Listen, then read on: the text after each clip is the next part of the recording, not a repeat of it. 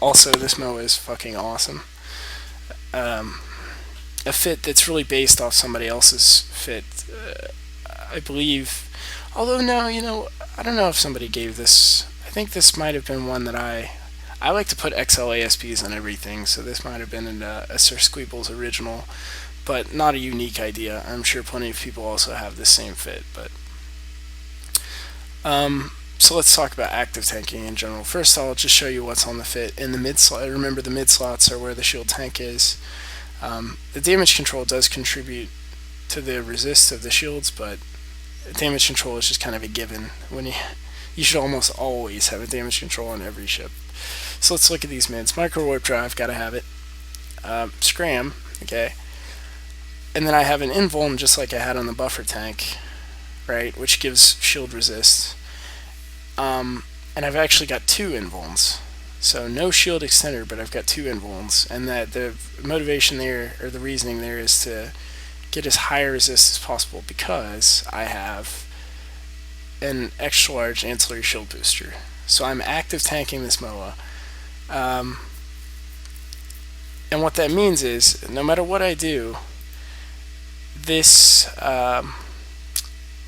shield booster is going to give me 980 HP, which means raw shield hit points. Okay? Raw shield hit points. It doesn't care what my resists are. It's just going to give me 980 units of shield back every time I use it.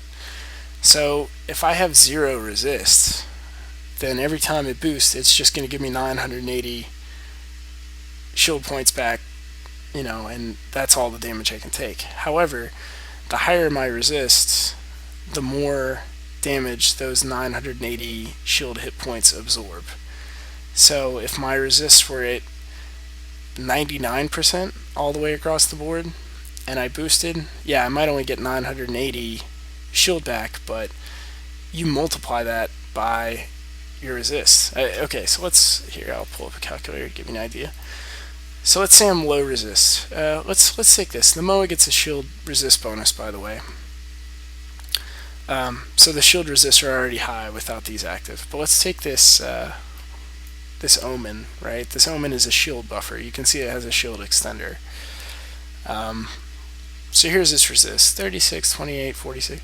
So let's call this an average resist of 35, okay?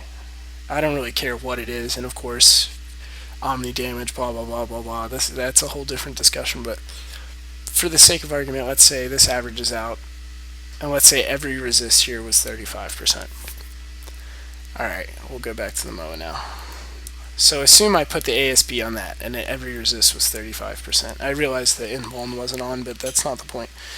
So I have 980 HP divided by 35.35, which is the resist. Okay, and that's going to tell me how much EHP, which is effective HP, I'm getting back.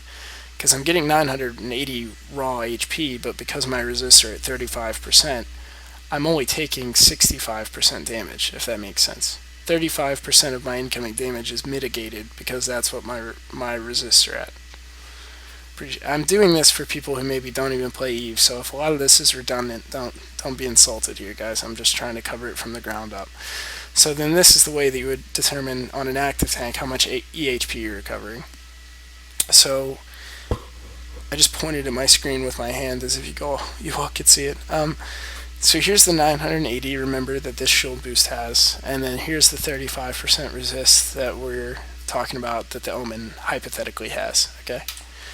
So effectively, we could roughly say, if the resists were all 35%, that we would get about 2800 EHP back every time I boost my ASB.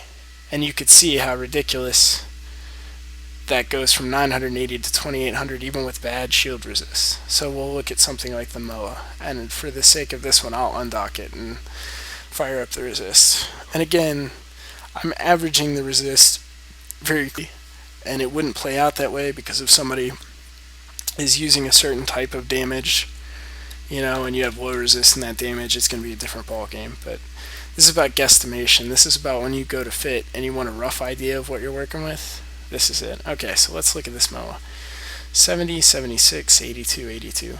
So I feel comfortable calling that like a 75% resist across the board for the purposes of this argument. Anybody who wants to, bust out the glasses with the tape across the bridge of your nose and all that and tell me the exact is welcome, but it's really irrelevant. So remember, 980 from that shield booster, that's going to boost us 980 regardless of the resist. And then we're going to divide that by 0.75, which is our estimated average resist for this. Boom, 1306. Okay, so every boost is going to give me 1306 EHP, not raw HP, EHP back. And EHP is really just kind of an estimate of how much damage you would take to begin with, so keep in mind this is all loose terms. Now, the reason I mention that is because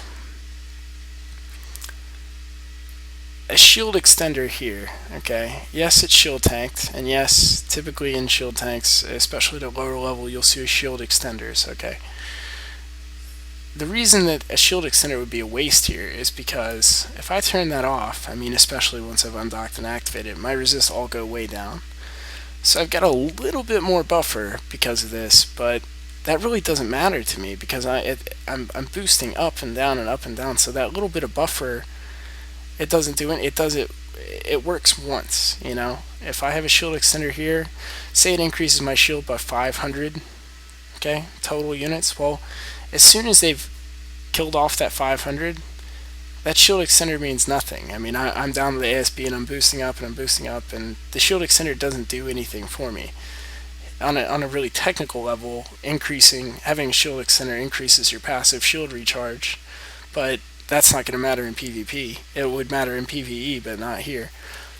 So always, always, always, always fit resists on an active tank.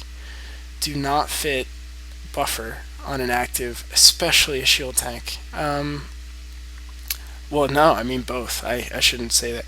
There are a couple fits maybe out there with armor where you have to have a little bit of buffer, but I don't know of any that I think are good. The emphasis here is you put on your repper.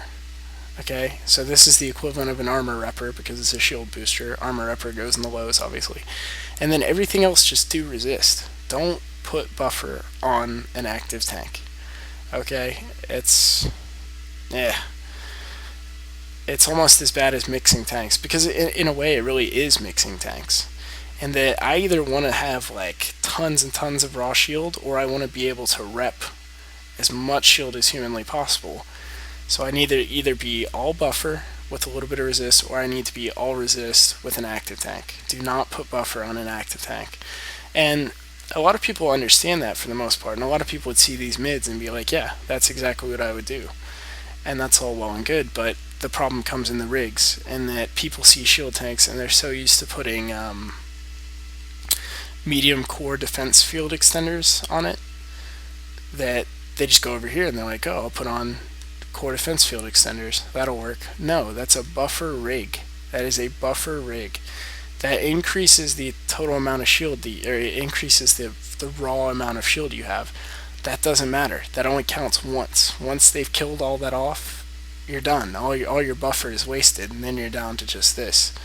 So make this count. Make the active tank count, and the way you make the active tank count is resist. You put resist on. So anti-EM screen reinforcer, anti-kinetic, anti-thermal, and each ship you have to balance out custom.